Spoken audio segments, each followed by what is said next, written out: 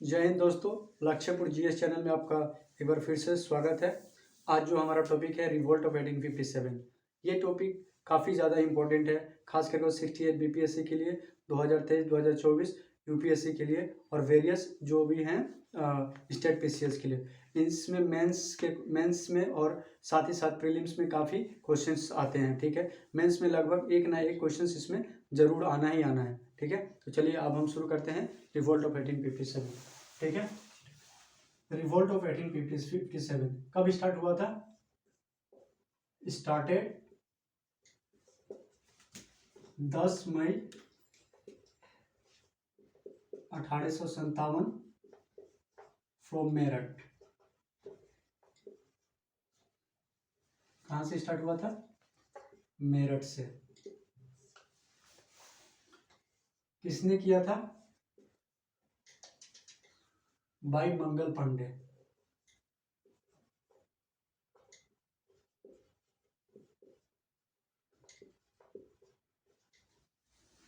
इन्होंने क्या किया था? ये कौन से इन्फेंट्री में से थे? 34 नेटिव इन्फेंट्री थे। ठीक है, इन्फेंट्री कहां से थे? बैरकपुर। ये स्टार्टिंग पॉइंट है। ठीक है, बैरकपुर से स्टार्ट हुआ था। इन्होंने क्या किया था? उनका जो मेजर्स जनरल सर्जेंट थे उनको शूट कर दिया था। जनरल सर्जेंट को शॉट डेड। ठीक है, जो इसमें सिंबॉलिक हेड जो लिया गया था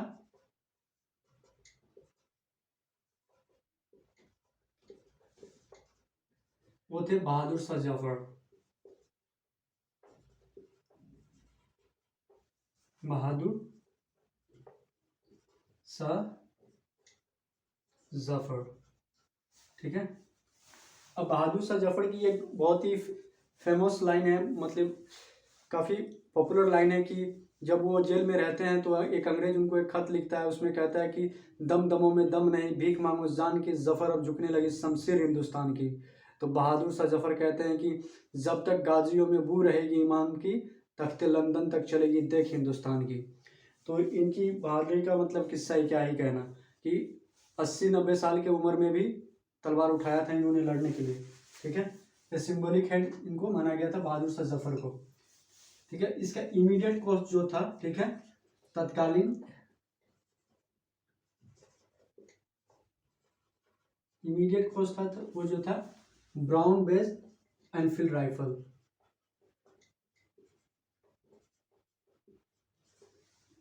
एनफील्ड राइफल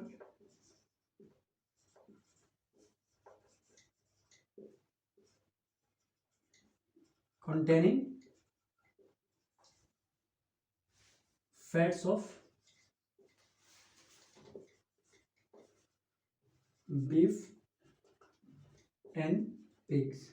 ठीक है, तो ये तो आपका इंट्रोडक्शन हो गया कि कब से कब स्टार्ट हुआ, 10 में 1857 से।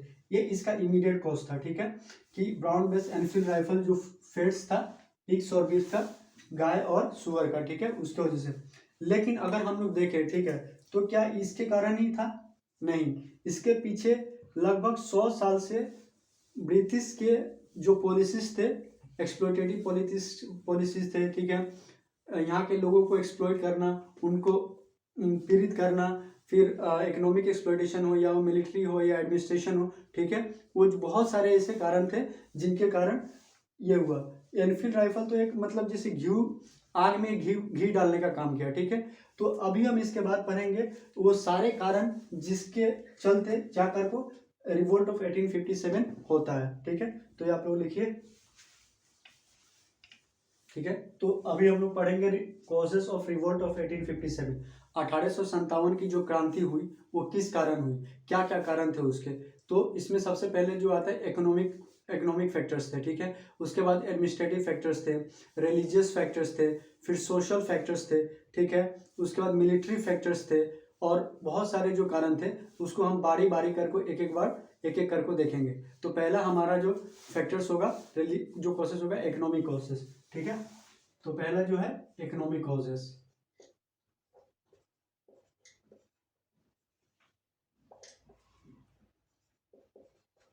Economic causes.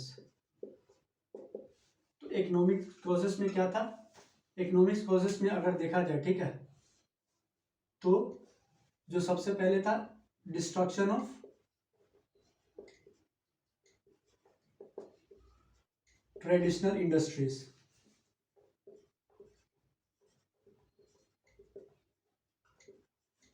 हैंडीक्राफ्ट इंडस्ट्रीज,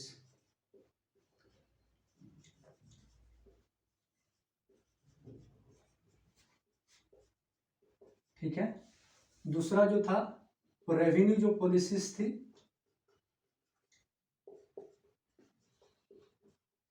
जैसे कि जमींदारी,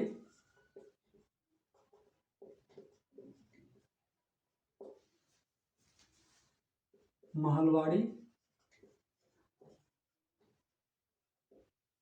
एंड रोयतवाड़ी सेटलमेंट।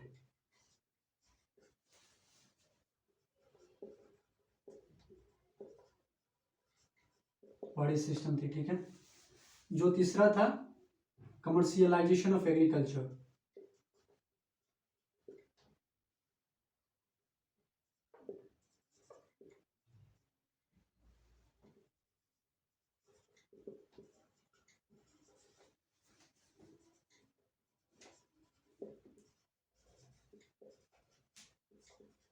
इसमें क्या था, force to grow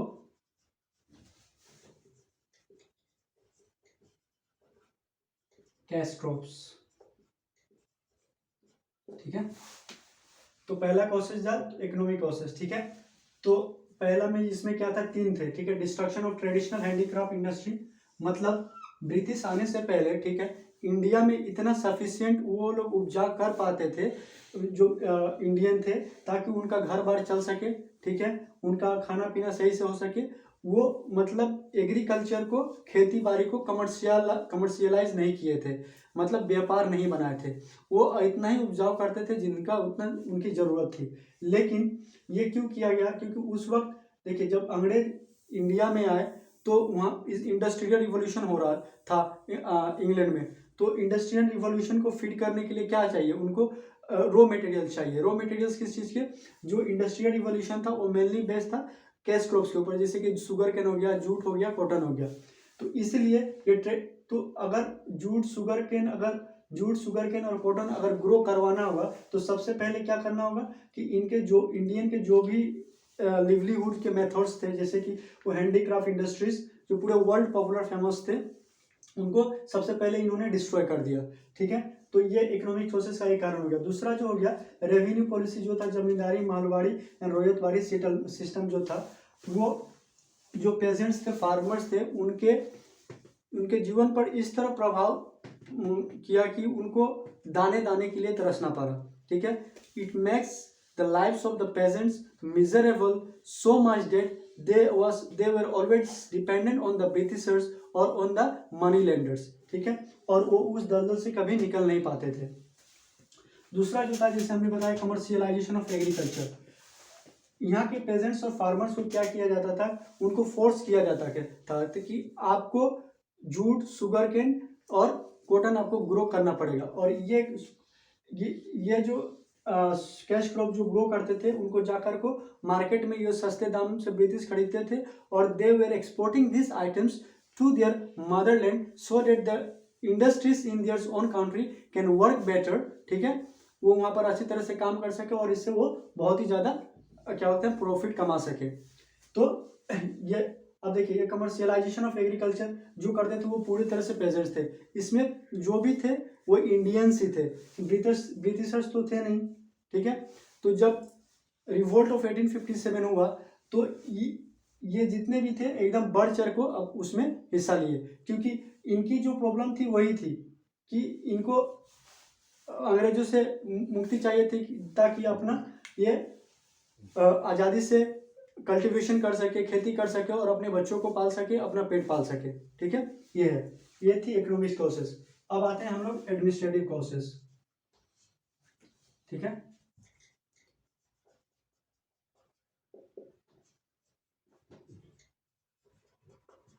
administrative causes, अगर एडमिनिस्ट्रेटिव कॉसेस में हम लोग देखें तो सबसे जो पहले था एक्सट्रीम करप्शन, ठीक है, करप्शन बहुत ज्यादा था।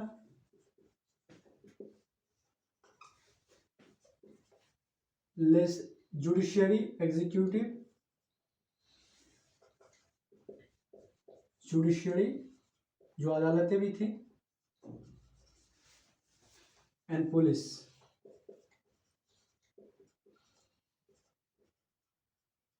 Corrupt to extreme.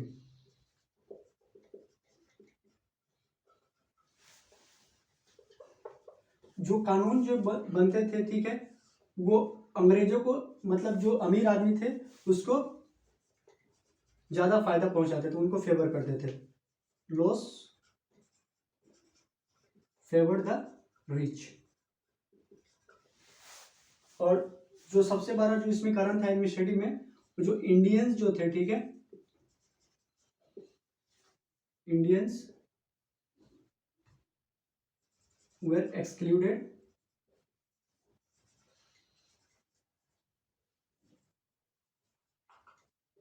higher post, ठीक है।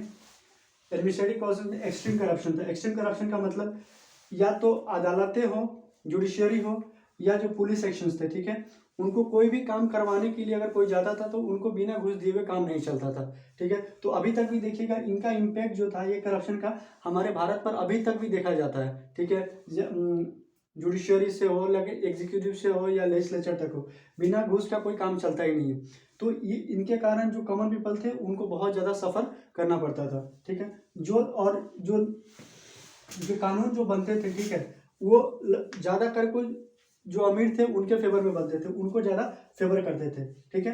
और दूसरा जो था, इंडियंस जो थे, जितने भी थे इंडियंस, उनको हायर पोस्ट हो गए, जैसे एसपी, डीएसपी, ठीक है, कलेक्टर, उनसे उनको वंचित रखा जाता था। क्यों? क्योंकि देखिए जब भारत में जब राजाओं का राज चल रहा था तो उस वक्त इंडियंस को ज़्यादा फेवर मिलता था। वो बड़े बड़े जैसे कि मंत्री हो गए या सेनापति, इन सबको वो अपने पोस्ट में रखा जाता था। लेकिन जब अंग्रेज का रूल आया, पूरे जो राज दरबारी खत्म किया गया, तो ये ऐसे जो जितने भी हायर पोस्ट थे उन पर अपने अंग्रेजों का कब्जा हो गया। ये इसलिए कब्जा किए ताकि अगर कोई भविष्य में कोई रिवल्ट होता है तो पावर इनके हाथ में कॉन्सेंट्रेटेड रहे और ये जो चाहे वो कर सके, ठीक है। अब आगे हम लोग पढ़ेंगे कंडीशन। अभी लिखिए थोड़ी देर में, उसके बाद हम लिखेंगे। तो तीसरा जो कॉसेस था, फैक्टर्स था, वो पॉलिटिकल फैक्टर्स, ठीक है, पॉलिटिकल फैक्टर्स। पॉलिटिकल फैक्टर्स में क्या था इनका, पॉलिसी ऑफ एनेक्सेशन,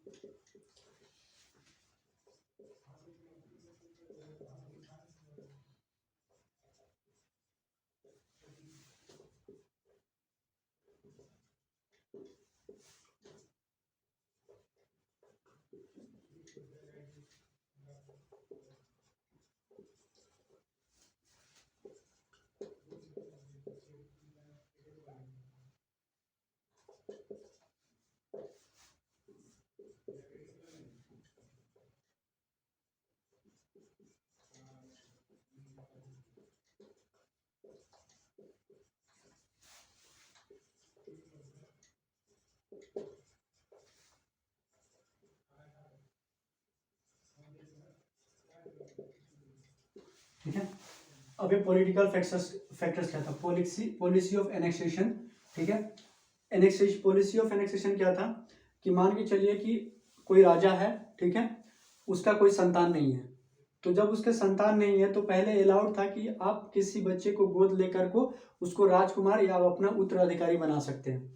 लेकिन पॉलिसी ऑफ एनेक्सेशन जो डलहौसी के बाद जो लाया गया, ठीक है, डॉक्ट्राइन ऑफ लैप्स, ठीक है, उसके तहत किसी को मतलब जो गोद लिया बच्चा को भी उनको राजा बनाने का अधिकार उनसे छीन लिया गया, ठीक है। और अगर किसी राजा के पास उनका खुद का संतान नहीं है और तो वो उनका राज उनके मरणोपरांत अंग्रेज के हाथ में चला जाएगा, ठीक है। तो ऐसे करते करते लगभग 3 से 4 मतलब 10 से ज़्यादा, ठीक है, राजों को इन्होंने हथिया लिया, ठीक है। हथियाने के बाद जब किसी राजा से ये उनका राजपाट छीना जाता था, ठीक है, तो ये जाहिर सी बात है कि उनको ये वो राजा इनकी दुश्मन करेंगे, उनके दुश्मन बन जाएंगे, इनसे बदला लेने की कोशिश करेंगे, ठीक है। तो ये पॉलिटिकल फैक्टर था। उसके बाद जैसे कि इन्होंने अवध में 1856 में अवध को एनेक्स किया, ठीक है। अवध एक स्टेट था जिनको इन्होंने हथियाया, ठीक है। ये इनके लिए एक वरदान जैसे साबित हुआ। कैसे? क्योंकि अवध से जो ये थे, इनके मिलिट्री स्ट्रेंथ में काफ़ी इजाफा हुआ। अवध जो था इनको maximum number of soldier supply किया, ठीक है, जो आगे चल कर को रिवोल्ट ऑफ 1857 को सप्रेस करने में इनको काफ़ी ज़्यादा मदद की, ठीक है। तो ये पॉलिटिकल फैक्टर्स हो गया। अब जो है रिलीजियस फैक्टर्स, ये लिखिए, इतना में नहीं हुआ इसलिए उसके बाद आपको ये करते हैं। अब जो चौथा फैक्टर था वो रिलीजियस फैक्टर्स क्या थे?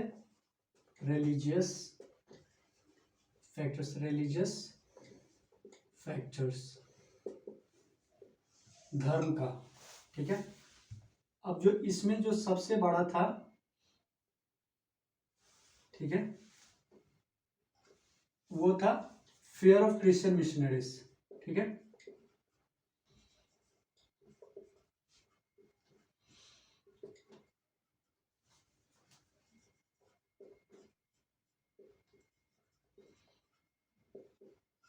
इनका फेयर क्या था?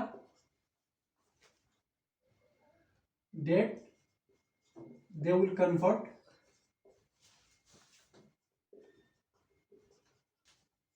all Indians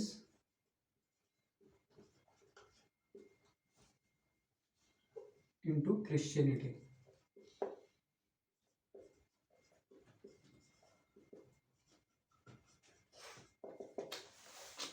जो तीसरा था, पर्सन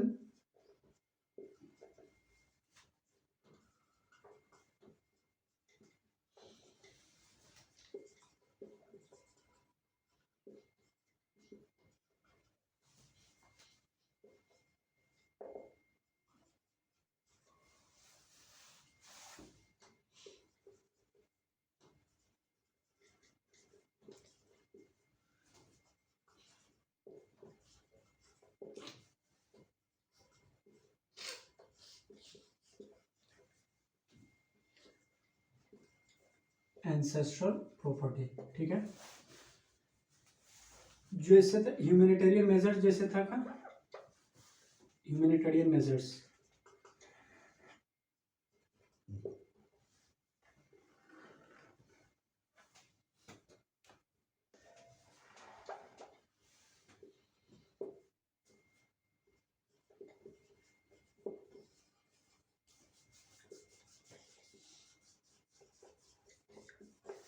जैसे कि एवोल्यूशन ऑफ सत्य,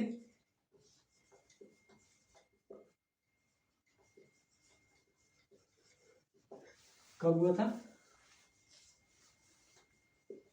1829 बाय विलियम बेंटिक,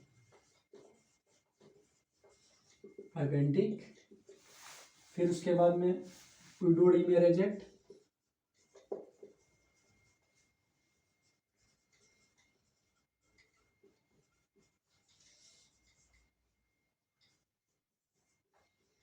(1856), ठीक है। डलहौसी,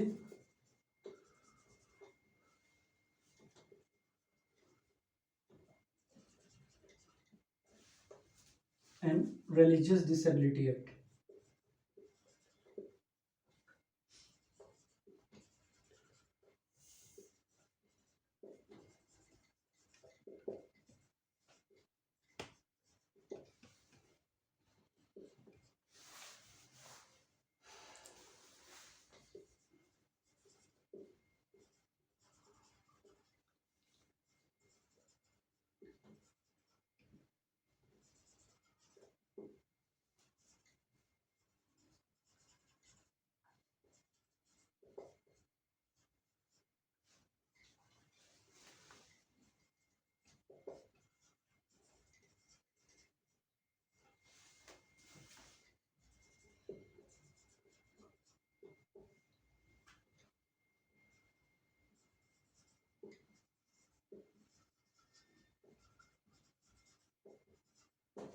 ठीक है।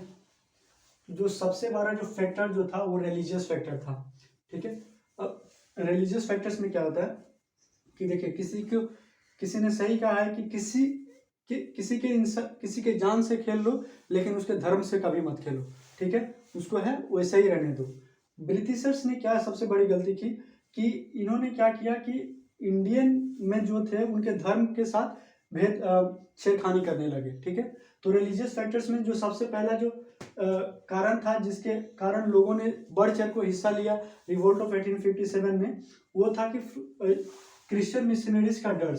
इनका डर क्या था कि जो यहाँ के लोग थे इंडियन थे ऑर्थोडॉक्स, वो सोचते थे कि जो क्रिश्चियन मिशनरीज इंग्लैंड से आ रहे हैं, ठीक है, ब्रिटिशर जो आ रहे हैं, वो यहाँ के जितने भी लोग हैं उनको सबको क्रिश्चियनिटी में बदल जाएगा और इस तरह उनका जो धर्म है, चाहे वो हिंदू हो चाहे इस्लाम हो, ठीक है, वो विलुप्त हो जाएगा, खत्म हो जाएगा। ठीक है, जो तीसरा जो था, ठीक है, रिलीजियस डिसेबिलिटी एक्ट के तहत, ठीक है, जो भी पर्सन्स क्रिश्चियनिटी में जो कन्वर्ट करते थे उनको ये परमिशन दिया गया कि आप अपने पूर्वजों की संपत्ति ले सकते हैं। ठीक है, उन पर इनहेरिट कर सकते हैं, उस पर राज कर सकते हैं, ये एक कारण था।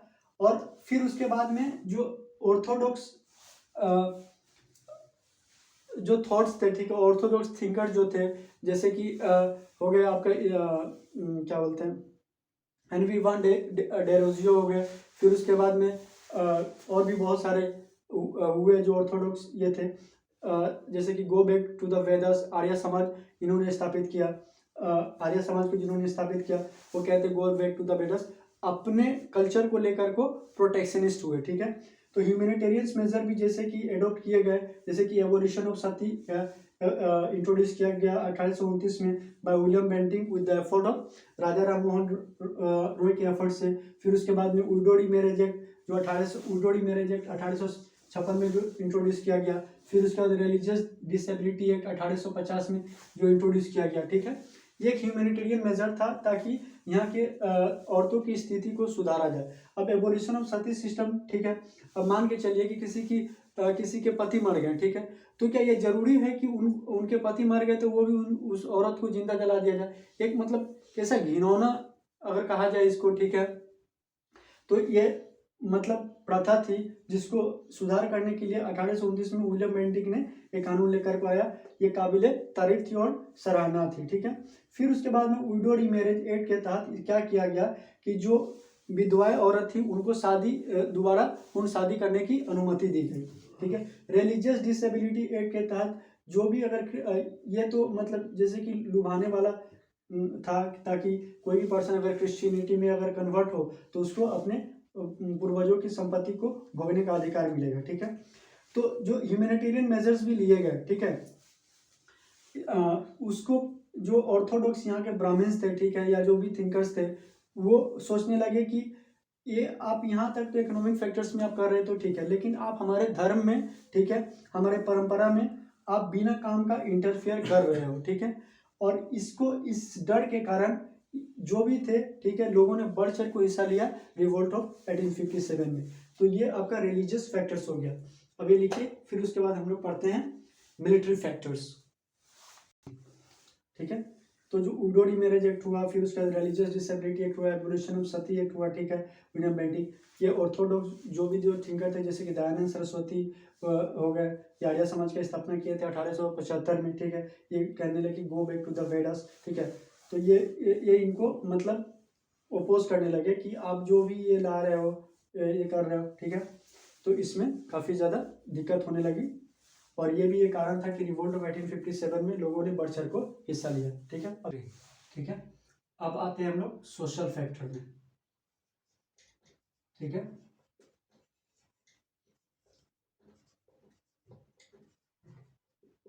सोशल फैक्टर में क्या था? ठीक है, जो अंग्रेज थे, ठीक है, वो इंडियन के साथ मिक्स नहीं हुए। ठीक है,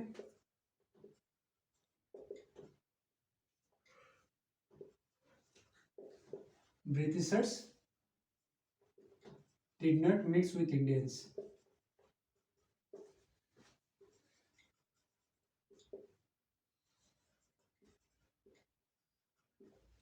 They remain perpetual foreigners.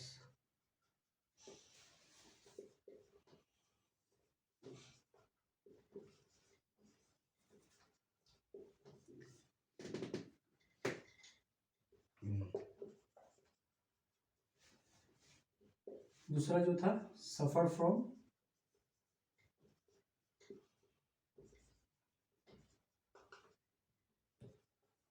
Superiority complex.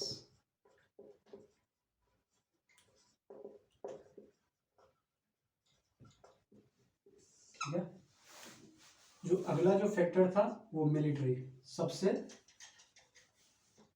अहम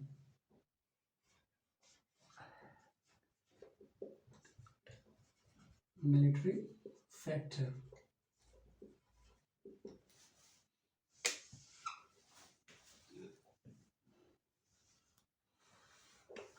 मिलिट्री फैक्टर में जो सबसे पहला जो कारण था, जो प्रिविलेजेस थे जो दिए जाते थे,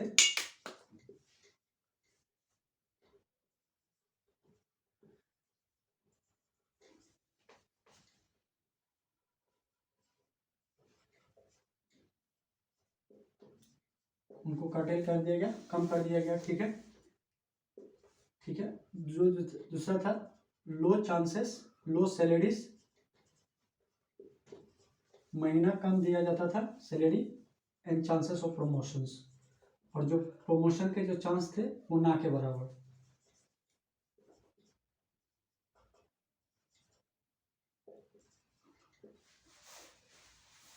एक लॉ लाया गया, जो Indian post office act,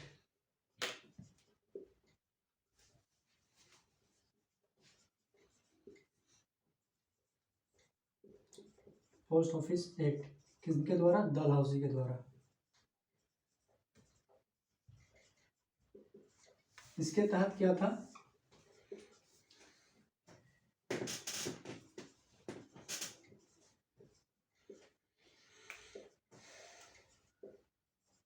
for sending letters.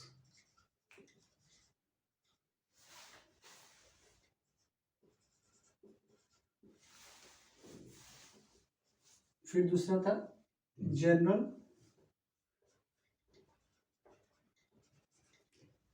Service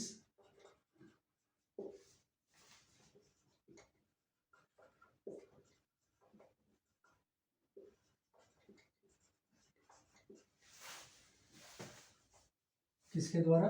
by Canning, Lord Canning के द्वारा। ये क्या किया? Abolish allowance.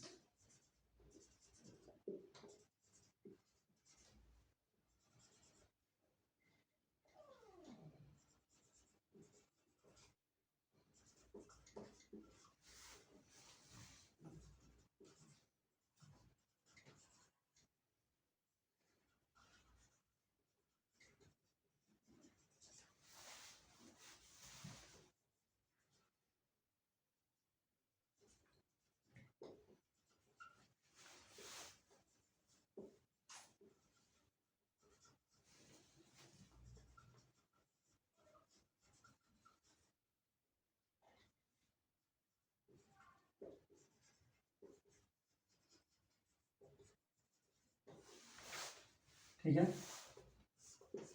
जो तीसरा जो खत था, जनवरी 1857 में, ब्राउन बेस राइफल। ठीक है,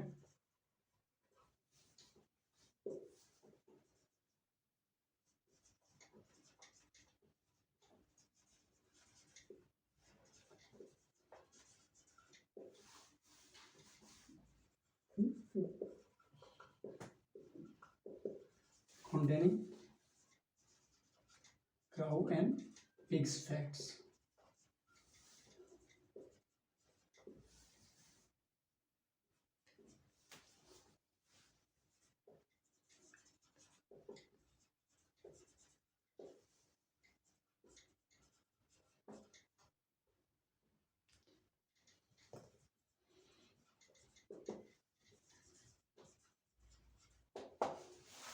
ठीक है, अब देखिए जो सोशल फैक्टर्स थे, इससे पहले जो जितने भी फॉरेनर्स आए इंडिया में, ठीक है, उन्होंने कोशिश किया कि इंडियंस के साथ मिल कर रहें, ठीक है, उनके कल्चर को समझे, ठीक है, और उनके कल्चर में घुल मिल को रहे। लेकिन ब्रिटिशर्स के साथ ऐसा बिल्कुल नहीं था। वो एक विदेशी के तौर पर आए और विदेशी बन के ही रहे। वो सुपीरियरिटी कॉम्प्लेक्स के तहत मतलब अपने आप को सुपीरियरिटी कॉम्प्लेक्स समझ के तहत वो सफ़र कर रहे थे। ठीक है, ये कहते थे कि हमारा जो रेस है, ठीक है, यूरोपियन जो अंग्रेज है वो इंडियन से काफ़ी ज़्यादा है। ठीक है, हमारा रेस है कि इंडियन के रेस से काफ़ी ज़्यादा अच्छा है और नॉलेजेबल है। ठीक है, और ये वाइट मैन बर्डन कर को कहते थे कि अब ये अंग्रेजों का काम है कि इंडियंस को सुधारे, इनके बार्बरिज्म को सुधारे। बार्बरिज्म मतलब अंधविश्वासों को सुधारे। ठीक है, और ये हमारे रिलीजन्स को इंफीरियर समझते थे, कमजोर समझते थे, छोटा समझते थे। ठीक है, तो ये एक सोशल फैक्टर्स है जो लोगों को बहुत ही ज़्यादा हर्ट किया। जो सबसे बड़ा जो फैक्टर था वो मिलिट्री फैक्टर था। ठीक है, अब मिलिट्री फैक्टर में क्या है कि देखिए, जब अंग्रेज आए तो जब शुरू में उन्होंने अपना मिलिट्री स्ट्रेंथ बढ़ाना जब शुरू किया, तो जब सिपाहीस जो सिपाहीस होते थे, जो सोल्जर्स होते थे, जब उनको रिक्रूटमेंट किया जाता था, ठीक है, तो उनको बहुत सारा फ्रीडम दिया जाता था कि आप चाहो तो तरबान बांध सकते हो, ठीक है, आप जो चाहो खाना खा सकते हो, चाहे ये करते हो, आप किसी समुंदर के उस पार आप जा नहीं सकते, अगर आपको नहीं जाने का मन है, ठीक है, तो आप नहीं जा सकते। उस वक्त हिंदू धर्म में ये था कि कोई भी सोल्जर समुद्र के उस पार जाकर को लड़ाई नहीं कर सकता था। पंजाबियों को टर्बान पहनने की अनुमति थी। ठीक है, तो ये थी। लेकिन जैसे ही 1820 और 1820-30 का जब दौर आता है तो इनके प्रिविलेजेस को कम कर दिया जाता है। इनको कहा जाता है कि अब टर्बान आप नहीं पहन सकते। ठीक है, आप जाकर को मतलब विदेश समुद्र पार के बाद जाकर बाहर जाकर को जहाँ जहाँ ब्रिटिश एम्पायर्स है वहाँ आपको जाकर को लड़ाई करना पड़ेगा। ठीक है, दूसरा जो कारण था, इनकी जो सैलरीज थी, ठीक है, वो बहुत ही न्यूनतम थी, बहुत ही कम थी, और चांसेस ऑफ प्रमोशन का तो बात ही अलग है। ठीक है, इनको मतलब सिपाही से ज़्यादा कर को प्रमोट ही नहीं किया जाता था। ठीक है, ऑफिसर रैंक भी इनको नहीं दिया जाता था। एकाध दुका को अगर छोड़ दिया जाए, ठीक है, तो इनके जो चांसेस ऑफ प्रमोशन थे वो बहुत कम थे। जो भी हायर पोस्ट थे उस पोस्ट पर अंग्रेजों का हुकूमत था। ठीक है, उसके बाद एक लाया गया Indian post office act Dalhousie के द्वारा। ठीक है, इसमें अगर आप लेटर पत्र भेजना चाहते हैं तो उसके तहत आपको 25 पैसे देने पड़ेंगे। अब देखिए, जो सिपाही थे अपने घर से बहुत दूर जाकर के वो सर्विस देते थे, तो वो क्या करते थे कि अब खत लिखते थे।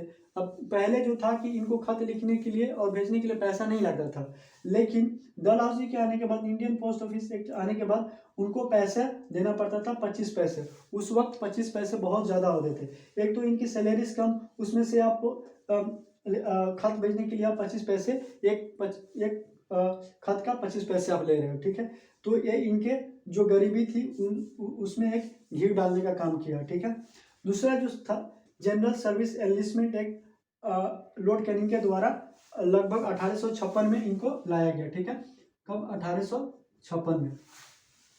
इन्होंने जो भत्ता जो मिलता था सिपाहीज को, जो सोल्जर्स को, इन्होंने वो बंद कर दिया। ठीक है, भत्ता अगर कहा जाए तो बोनस की तरफ, ठीक है, ये बंद कर दिया गया। और ये कंपलसरी कर दिया गया, इन्होंने कंपलसरी कर दिया कि जो भी सोल्जर्स हैं वो ब्रिटिश एम्पायर्स के राज्य में जहाँ कहीं भी उनको भेजा जाए वो अपने स्वच्छता से जाकर को वहाँ लड़ाई करेंगे। हालांकि जब शुरू में जब रिक्रूट किया गया तो इनको कहा गया कि अगर आप नहीं कहीं जाकर को लड़ाई करना चाहते तो ठीक है, आप अपने होम स्टेट में ही रहकर को आप कंपनी की सेवा कर सकते हैं।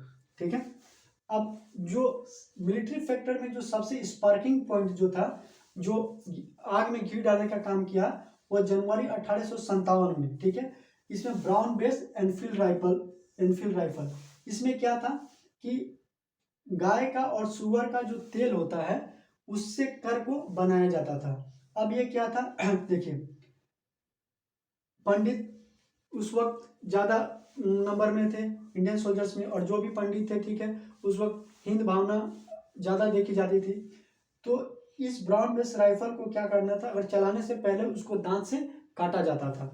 अब दांत से काटने के तहत, ठीक है, जो पंडित थे चाहे जो सोल्जर्स थे वो सोचते थे कि हमारा धर्म नष्ट हो गया, ठीक है, उनके धर्म पर प्रभाव पड़ गया। और जो मुसलमान थे वो, उनके लिए सुअर एक हराम का रूप होता है, ठीक है, उनके पास वो जाना भी पसंद नहीं करते।